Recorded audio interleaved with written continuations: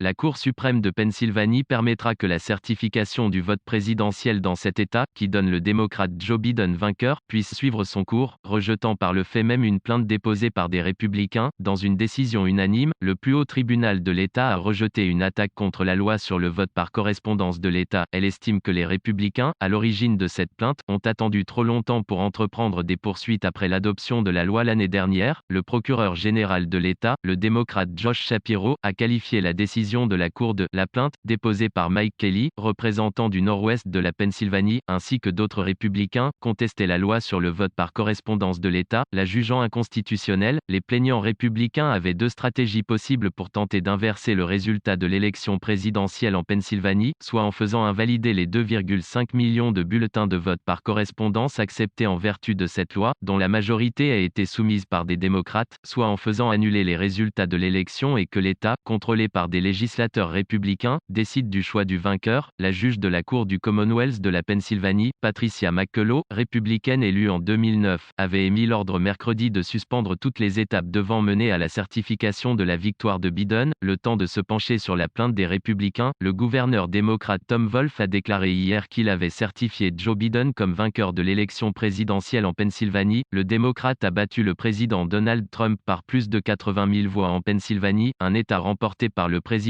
sortant en 2016. La campagne de Donald Trump a déclaré qu'elle essaierait de faire entendre l'affaire par la Cour suprême des États-Unis, à moins que le plus haut tribunal du pays n'intervienne dans la contestation de la Pennsylvanie. Trump pourrait être à court de moyens pour persuader les tribunaux d'invalider les résultats de la présidentielle, dans un État qui était essentiel à ses espoirs de réélection. Le vote du collège électoral, qui officialisera les résultats des élections du 3 novembre, doit avoir lieu le 14 décembre.